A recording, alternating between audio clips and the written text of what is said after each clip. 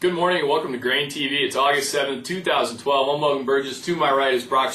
Brock, let's hop into fire tip here. Take a look at the live quotes here this morning. We're looking at old crop corn down 6.5. We have new crop corn down 5.5 here. Soybeans trading about unchanged. New crop picking up about 1.5 cents here. Wheat in Chicago down 6.5. We got Kansas City wheat down 5.25 there. Brock, kind of a sideways trade here. Not a lot of action going on in the grain complex this morning. Probably still trying to digest some of those numbers we got yesterday afternoon out of the crop condition report. What are we seeing? Yeah, we did get the crop condition reports yesterday afternoon. It drove the market initially on the start of the overnight session, but going forward today, I don't think it's going to have a big bearing on what the market is doing.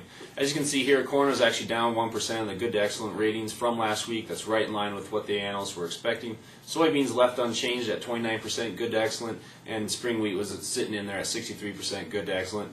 Note on spring wheat is that we're 47% harvested on spring wheat, about 2 weeks ahead of where we were last year at this time. All right, Brock, well, if we kind of compare this year's crop to what we saw last year, as you can see here, the red line is the poor to very poor percentage of this crop. The yellow line is the good to excellent rating on this crop. And the blue line here on the top is the good to excellent rating out of last year's crop. And as you can see now, out of this year's crop, we have about 10% less poor to very poor corn than we had good to excellent corn last year. Dramatically different scenario here. I mean, obviously we've been talking about this for a while here. Markets have been rallying accordingly here. But really the big question right now that the trade's going to be focused on is the yield estimate out of Friday's WASDE report. This crop is very much different than the condition it was in back when the July report was released, huh?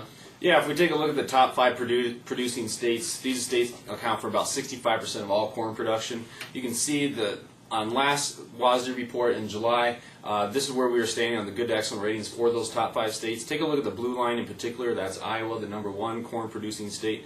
And this is where we are as of this reporting period for the August report. You can see we've fallen off drastically, especially in Iowa, the blue line again.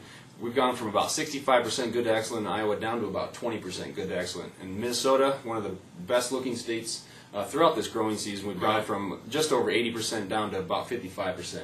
So those are a couple states that have really fallen off that we didn't really see reflected in the last USDA WASDE report. All right, out of the yield estimate, what's the trade kind of expecting? Well, last week we saw the trade kind of have this pegged around 129 as kind of the average trade guess. They actually revised that lower here, two percentage points. Now the average trade guess, as reported by Thomson Reuters, is around 127 bushels per acre. We're going to have to watch that number closely here. Obviously in Friday's report, that's going to be a big market mover.